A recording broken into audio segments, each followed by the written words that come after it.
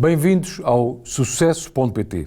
Esta semana analisamos o crescimento da Everything is New, que é uma empresa promotora de projetos culturais liderada por Álvaro Covões. A empresa foi criada em 2007, fatura mais de 50 milhões de euros e aposta sobretudo no setor da música e também em exposições de arte. Álvaro Covões não poupa nas críticas ao último governo pela falta de investimento na cultura e naquilo que classifica de diabolização do setor privado. A simbólica Praça do Campo Pequeno é o palco para conhecermos melhor este caso de sucesso em português. Álvaro Covões, para já, muito obrigado por nos receberes aqui na simbólica Praça do Campo Pequeno. Vamos falar da Everything is New. O que é atualmente a empresa? O que é que ela representa em termos de volume de negócio, de trabalhadores e liderança no negócio da cultura e dos espetáculos? A Everything is New, uma empresa, é um promotor de projetos culturais com maior incidência na música e também nas exposições de arte. E temos feito o nosso trabalho. A empresa foi fundada em 2007. O ano 2023 foi um ano muito particular, porque passámos a fasquia dos 50 milhões de faturação, portanto significa que pelo menos este ano somos uma grande empresa. Por um lado é bom sinal, porque significa que a indústria da cultura está a tomar alguma dimensão, mas obviamente quando olhamos para os números globais ainda temos muito para crescer. E isso ao mesmo tempo também é uma oportunidade, não é? Porque num país em que os hábitos culturais são os mais baixos da Europa, ou seja, os portugueses são os últimos a ler um livro, ou a lerem livros, são os últimos a irem a museus, os últimos a irem ao teatro, à ópera, a concertos. Portanto, isto é, o que tem de mau também tem de bom, porque ao mesmo tempo temos aqui uma oportunidade de criar uma indústria e de criar mais emprego e desenvolvimento económico na área cultural. E a propósito de emprego, quantas pessoas é que trabalham diretamente, mas depois há indiretamente, que varia muito consoante o espetáculo? Claro. Nós fazemos muito contratação de empresas, trabalham para nós nos grandes eventos, mas na empresa somos 22. Sempre que fazemos, por exemplo, uma exposição temporária, normalmente dura 6 meses, toda a gente tem contrato de trabalho. O que nos penaliza muito, não é? Porque, como nós sabemos, quando se utiliza o recibo verde, os encargos para a empresa são muito menores, mas achamos que devemos cumprir a lei nesse sentido, principalmente por se tratar de um período de 5, 6 meses. Num grande evento em Algés, por exemplo, quantas pessoas é que podem estar a trabalhar num evento? Pode chegar às 6 mil pessoas. 6 mil? 6 mil pessoas, entre artistas, agentes de autoridade, sejam bombeiros, sejam polícias, polícia municipal, polícia de trânsito, polícia de segurança pública, polícia marítima e depois, obviamente, técnicos, pessoas que trabalham em todas as infraestruturas que estão no festival, nomeadamente infraestruturas de comida e bebida, não é, que são necessárias, pessoas que estão, obviamente, ligadas à segurança privada, à limpeza do recinto. Artistas, só artistas, a comitiva passa sempre os 1.500 no conjunto dos 3 dias. E olhando para a evolução nos últimos anos, enfim, tirando a pandemia, que já falaremos adiante, mas como é que tem sido a percepção dos agentes culturais, no fundo, no caso dos espetáculos musicais, como é que, sobretudo, portanto, os estrangeiros, como é que eles olham para Portugal? Portugal é um país muito agradável. Aliás, o nosso posicionamento na União Europeia é exatamente um posicionamento de ser um território de lazer. Da mesma forma que o Algarve tem a componente de lazer e de férias, tem uma força muito grande na região, comparando com as outras regiões do país. Portugal tem exatamente o mesmo posicionamento que o resto da Europa. E, portanto, por exemplo, só Lisboa tem 70% dos dias num ano com sol, o que significa que, aliás, hoje está uma temperatura fantástica, hoje é 12 de fevereiro, estamos em pleno inverno, enquanto na Europa está a nevar e estão temperaturas negativas, nós aqui estamos com esta temperatura e, portanto, existe uma apetência, é um país agradável para visitar e, obviamente, com o conteúdo musical é fundamental. A Europa, há estudos da Comissão Europeia que indicam que o turismo na Europa, 40% é um turismo cultural. Obviamente, cultura não é só música, é também gastronomia, também é paisagem, mas 40% do turismo na Europa é um turismo cultural. Daí, cada vez mais, o destino de Portugal ser um destino escolhido por muitos europeus, da União Europeia e de fora, para aproveitar a oportunidade, não é? Aliás, nós quando vamos normalmente a uma cidade, principalmente se já a conhecemos, há sempre um conteúdo associado. Nós quando voltamos a Madrid é porque, sei lá, quem gosta de ir à feira, à Arco, à Feira de Arte, ou porque vão ver um jogo do Real Madrid, há sempre um conteúdo associado. Vão ver uma exposição ao Thyssen, ao Prado, não é? Portanto, há sempre um conteúdo associado, isso é muito importante. Daí a importância dos conteúdos para a valorização dos destinos. E nós, na pandemia, Lisboa, curiosamente, foi a região de turismo que mais sofreu na pandemia. Porquê? Porque deixou de ter conteúdos. Não havia conteúdos. Por estar basicamente tudo fechado. Porque os maiores conteúdos que existem na região de Lisboa são conteúdos culturais ou desportivos. E precisamente com esse olhar, enfim, sempre crítico e uma visão sempre muito independente, a cultura em Portugal é uma tragédia, é super maltratada. A cultura, eu acho que cometemos um erro muito grande em nacionalizar a cultura. E sempre que olhamos para o Ministério da Cultura, independentemente do partido que estiver no governo, a cultura é tratada, é gerida só a cultura pública. Na lógica da subsídio da dependência. Não, é a cultura pública, estão preocupados com os equipamentos do Estado, depois aquilo que pode chegar às empresas privadas será os subsídios através da DG Artes, que normalmente são subsídios mais de apoio à produção de teatro e de dança, desse tipo de atividades, e depois nós é como se não existíssemos. Aliás, há um setor privado da cultura que atua em áreas como a música, o teatro, também exposições de arte, que de repente, quando chegou a pandemia, andávamos ali no jogo do empurra, não, vocês têm que falar aqui a economia, não, mas nós somos cultura, porque, aliás, nós temos uma licença emitida, eu para organizar um espetáculo tenho que ter uma licença de promotor de espetáculos, que é emitida pelo Ministério da Cultura, portanto andávamos aqui neste jogo do empurra, e aliás, isto nota-se muito quando se olha para o orçamento da cultura, que é, por exemplo, vou dar um exemplo, acho que foi um atentado democrático, o PRR na cultura, porque fomos nós privados, porque a primeira versão tinha 0 para a cultura, e fomos nós privados que fizemos uma campanha 5% para a cultura, e o Governo disse que sim. O que é que fez aos 5% para a cultura? Tudo para os teatros públicos, 0 para os teatros privados. Isto é uma coisa inenarrável.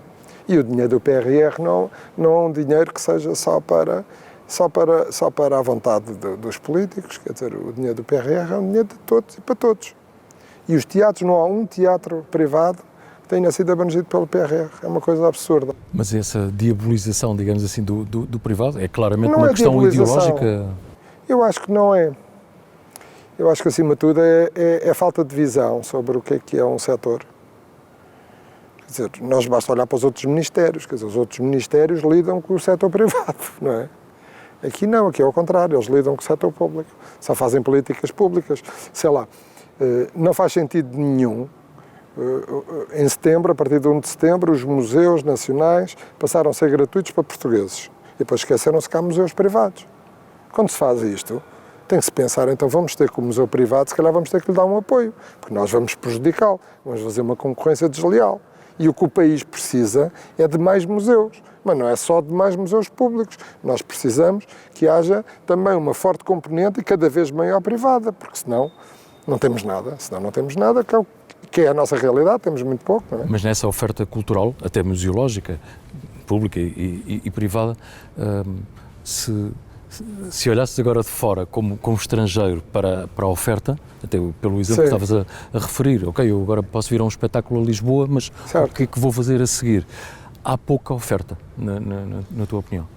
Depende das áreas.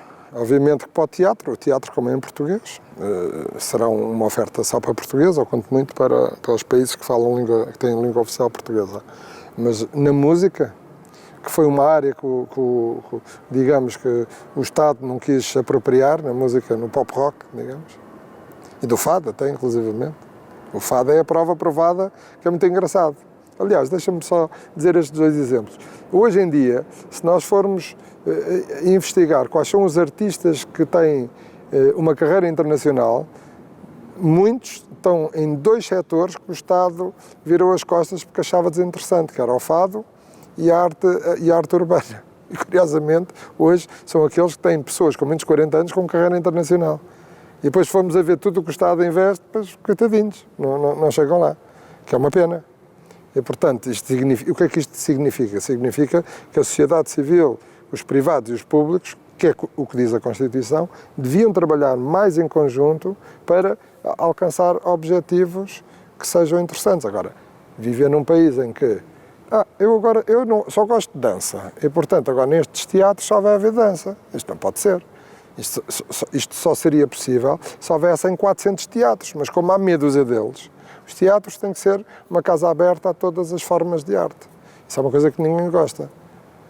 Mas pronto, é o que temos. E isso prejudica muito, pois quando se fala na intermitência, no Covid falou-se muito, a intermitência do profissional da cultura. Claro, não há locais de trabalho.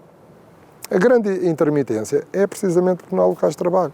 Porque se houvesse mais locais de trabalho, havia muito mais trabalho. E haveria muito mais oferta e provavelmente haveria mais consumo cultural. E a questão também dos espaços. Aliás, estamos num espaço que está a ser montado para espetáculos e, portanto, acontece aqui tradicionalmente touradas, o que é normal. Agora, cada vez menos. No Campo Pequeno, agora cada vez menos, mas lá está, portanto, há uma transformação e um uso diferente de outra manifestação cultural, nomeadamente espetáculos musicais, cada vez mais no Campo Pequeno. Porque há uma necessidade, este edifício é de 1892, está no centro da cidade, tem uma capacidade agradável, é uma sala grande, é uma das maiores salas do país e, portanto, faz todo o sentido que, ao contrário, por exemplo, isto era exclusivamente um sítio de touradas, não é? E só havia touradas, havia 30 espetáculos por ano, em 365. Isso não faz sentido nenhum. É um pouco como estádios de futebol, temos uma grande infraestrutura e depois só trabalha 30 dias por ano. Quer dizer, em 365 dias por ano. Não, temos que procurar soluções e ir também ao encontro daquilo que a sociedade e o público quer. E hoje em dia, pronto, o que acontece aqui como se chama agora, porque arranjamos um patrocinador, que é o Sagres Campo Pequeno, são maioritariamente, larguissimamente, espetáculos mais culturais, sejam de stand-up comedy, seja de musicais, quer dizer, muita música portuguesa. Aliás, na pandemia, eu brincava com as pessoas que estão aqui há muitos anos, que lhes disse assim, se calhar na pandemia houve mais espetáculos de música portuguesa que nos últimos 100 anos do Campo Pequeno. E era verdade. E, portanto, acho que é muito importante esta oferta, porque nós temos de ter oferta e temos de ter um local de trabalho para as pessoas poderem trabalhar. E a empresa, e o público de usufruir, não é? Claro. E a empresa Everything is New organiza, não apenas em Portugal, organiza espetáculos fora. Sim, nós temos alguns projetos. Quais são os principais mercados? Nós temos um projeto em parceria com outra empresa que é um projeto ligado ao fado, relacionado com o fado, que é Alto e Bom Som, em que nós fazemos um festival de fado já em 18 países no mundo. E, portanto, é uma coisa que nós gostamos de... Ou seja, tentamos fazer aquilo que os outros não fazem. Porque nós, quando vamos para um mercado, quer dizer, temos muita dificuldade em ir concorrer fazendo o que já os locais fazem, não é? As coisas são muito mais difíceis. Agora, se levarmos projetos que não aconteçam, faz muito mais sentido e, portanto, é uma atividade que nos agrada muito. Agora, temos outros projetos, mas isto é sempre... temos que ir sempre devagarinho. Mas, basicamente, tentamos perceber, quando olhamos para um mercado, o que é que não acontece lá. Será que nós podemos fazer? Será que podemos ser úteis? Ou seja, olhar sempre para as oportunidades. Mas, claro. E em Portugal, quais é que são os maiores constrangimentos, as maiores ameaças ou aquilo que às vezes puxa para baixo, num país que às vezes não tolera muito a questão do sucesso e do mérito? No que diz respeito à cultura, acho que falta, acima de tudo, em primeiro lugar, equipamentos culturais, precisamos. Hoje, por exemplo, Lisboa tem muito menos teatros do que tinha há 50 anos. Isto queria dizer qualquer coisa. Se nós olharmos para o espectro de há 50 anos atrás para hoje, se calhar 90% dos equipamentos culturais eram privados, hoje 90% são públicos. E depois uma coisa que nós não temos, que é, nós vivemos uma espécie de democracia paternalista. Porque o 25 de Abril ainda não se concluiu, porque o Estado ainda se acha dono e senhor de tudo. E os políticos muitas vezes tomam decisões, nem sequer estão nos programas, e esquecem-se que se o povo é soberano, deviam perguntar ao povo se concorda com essas políticas que eles levam ou tentam nos impor. Nos impõem por força da lei. Mas vamos ter eleições agora, em breve. Sim, teoricamente, os portugueses agora podem... Não, mas há coisas que não apesar vêm da nos cultura não programas. estar muito presente nos programas, não é? Refiro-me a alterações substanciais na sociedade, mesmo, e se vier no programa nem falaram no assunto, está lá escondido. Mas no que diz respeito à cultura, é um Estado muito paternalista, porque é assim, temos o Ministério da Cultura. Eu, por exemplo, quando ouço dizer assim, vamos aumentar para 1% o orçamento da cultura, eu tremo. O que é que significa aumentar o orçamento da cultura? É mais dinheiro para os teatros públicos, mais concorrência desleal. É o que vai acontecer. Há equipamentos que os privados conseguem usar datas para fazer lá espetáculos porque eles não têm dinheiro para programar o ano inteiro. Porque no dia que tiverem, fecham as portas ao privado. E isso não é por ser privado ou público, tem a ver com um pouco com uma espécie de ditadura do gosto, não é? Quer dizer, porque em Portugal fala-se muito, o teatro tem que ter uma estética de programação, mas só pode haver estéticas de programação se houver muitos teatros, não é? Como eu disse há pouco, se houver 2 ou 3 teatros, quer dizer, se houver estética de programação, há formas de arte que nunca vão ter palcos, ou vão ter muita dificuldade em ter palcos, isso não me parece que seja justo. E, portanto, o que falta em Portugal é uma lei do mecenato, como a espanhola, como a brasileira, aliás, curiosamente até são 2 países socialistas hoje em dia, não é? Em que, em ambos os países, as empresas podem prescindir, podem utilizar parte dos impostos a pagar, do IRC a pagar, para apoiar projetos culturais. E isto faz o quê? Isto é que é a liberdade. Isto permite que os agentes culturais, sejam públicos ou privados, possam arranjar parcerias com as empresas e não haja um decisor político, seja ele qual for, a dizer eu não gosto de eu só quero bailada, ou só quero ópera, ou só quero música clássica, ou só quero pop rock. Não. Fica tudo aberto para toda a gente. Isto é que é a liberdade e o expoente máximo. Mas em Portugal é sempre... É tal democracia amordaçada. Mas estamos num local que em 1975 teve aqui uma ameaça de colocar cá uma série de pessoas, mas por visto não se concretizou. Mas isto a propósito da ditadura do gosto. Não? Exatamente. Isso era muito típico das ditaduras, seja de esquerda ou de direita. Porque quando havia golpes de Estado, punha-se as pessoas nas arenas, que normalmente eram estádios de futebol ou a Praça de Touros, arenas, para matá-las, não é? Porque é de cima, não é? Estão cá em baixo e tum. Isso, pronto, são pelos vistos. Mas pelos vistos não. Não aconteceu e esperamos que nunca aconteça. Esta sala acho que faz parte da história do 25 de Abril porque passou aqui tudo. Desde comícios do PCP com o Álvaro Cunhal, do PS com o Mário Soares, ou do PSD com Sá Carneiro, tudo passou aqui. E, portanto, digamos que é uma sala lá está, aberta a todos. E não com nenhuma ditadura do gosto ou da doutrina. Álvaro, na rubrica À Minha Maneira, eu pergunto sempre, no fundo, sim, quem é o Álvaro, não é? Portanto, idade, enfim, o teu percurso muito rapidamente e qual é, sobretudo, o teu estilo de gestão e de liderança? Qual é o meu estilo? É sempre muito difícil nós falarmos sobre nós próprios, mas eu acho que eu sou um inconformado. Acho que todos nós devemos ter a ambição de tentar mudar o mundo para um mundo mais justo, mais equilibrado e melhor para todos. E por isso é que muitas vezes as pessoas dizem-me assim, tens tanto que fazer, porque é que às vezes estás aí a meter-te indiretamente na política ou em guerras, porque pronto, está no sangue. Não... Eu sou inconformado, acho que nós temos um povo fantástico, temos um país riquíssimo e no entanto, somos pobres. Quer dizer, faz-me uma confusão gigantesca. Somos pobres e temos tudo para ser ricos. Quer dizer, isto é uma contradição no seu todo.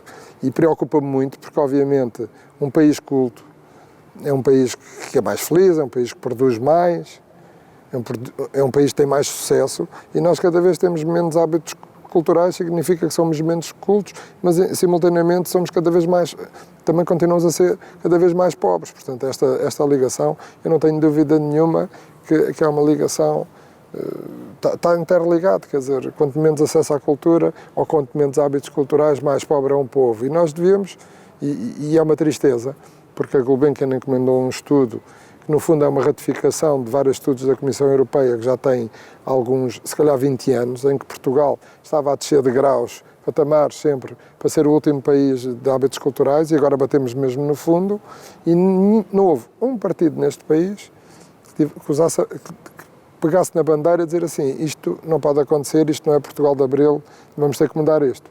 Não.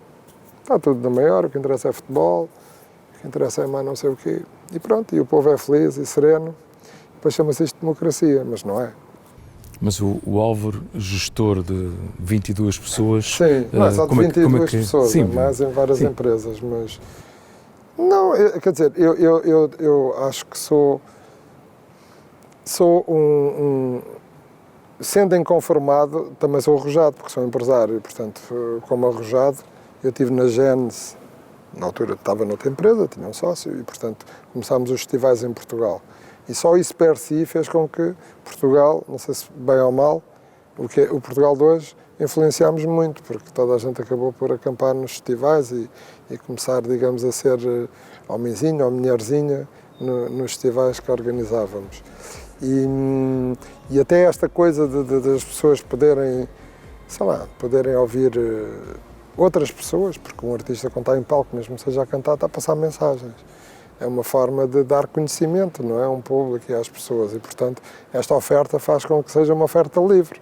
E nós não escolhemos o artista porque é amarelo, azul, cor-de-rosa ou verde. Um artista é um artista. E se tem público, estamos disponíveis para trabalhar com ele e com o público.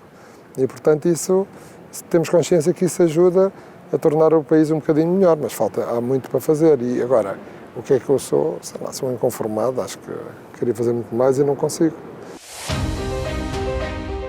Na rubrica Sim Conseguimos, eu pergunto qual é que terá sido a maior adversidade ou o maior obstáculo que encontraste, seja em termos profissionais, seja mesmo em termos pessoais? Não, foi o Covid, não é?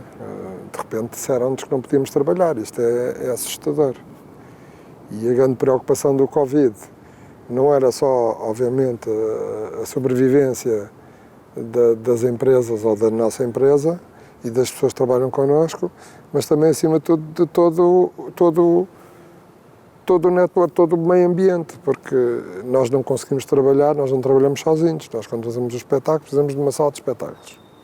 E elas tinham que se manter vivas.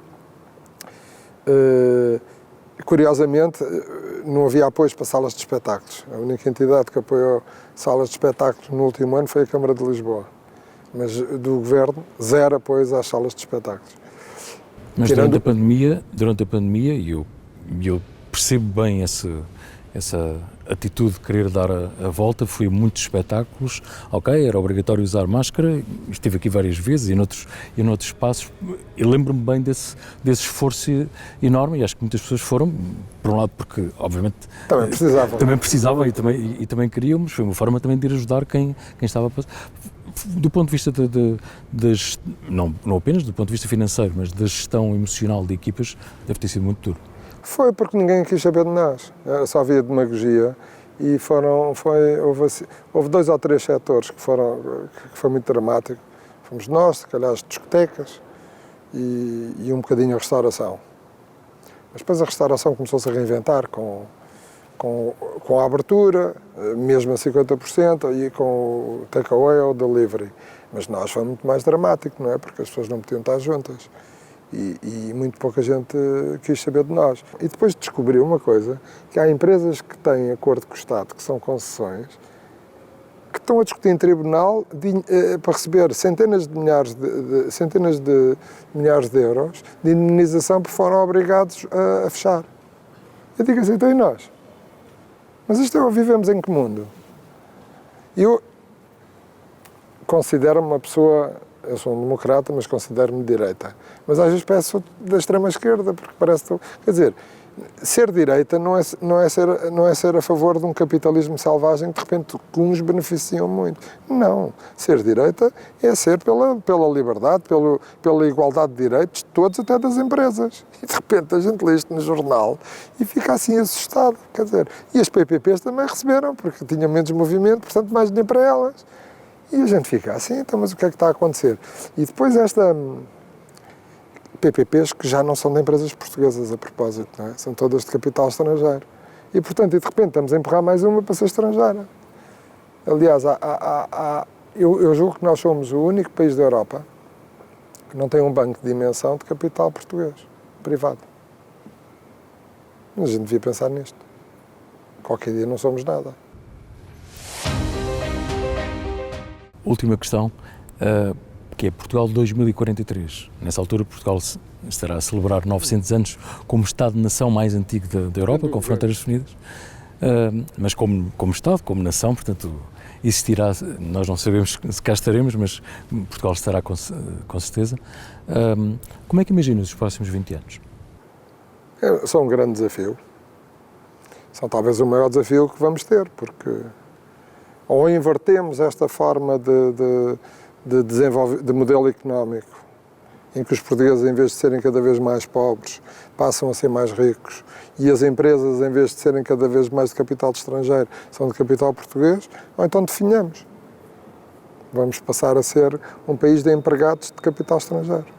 Ou seja, é a nova forma de colonização, não é? Porque quando a gente fala o que é que foi as colonizações, mas quer dizer, nós quando chegámos e ocupámos, por exemplo, a África ou o Brasil, havia uns povos que viviam de uma forma muito primitiva, não é? Nós não vivemos de forma primitiva, mas sem querer vamos ser colonizados porque, e não tem nada, não sou nada contra a vinda de estrangeiros ou de capital estrangeiro, não é isso que está em causa, mas não existe um desígnio nacional de ter uma economia de capital português com muita força, não existe um desígnio nacional. Por exemplo, agora está-se a discutir. Há partidos, nem sei quais, mas eu julgo que são todos de esquerda, estão a trazer de novo o imposto de sucessões e doações. O imposto de sucessões e doações é um aceleramento da venda da propriedade portuguesa aos estrangeiros. Porque quando as pessoas herdarem ou doarem, não vão ter dinheiro para pagar os impostos, vão vender. Quem tem dinheiro para comprar?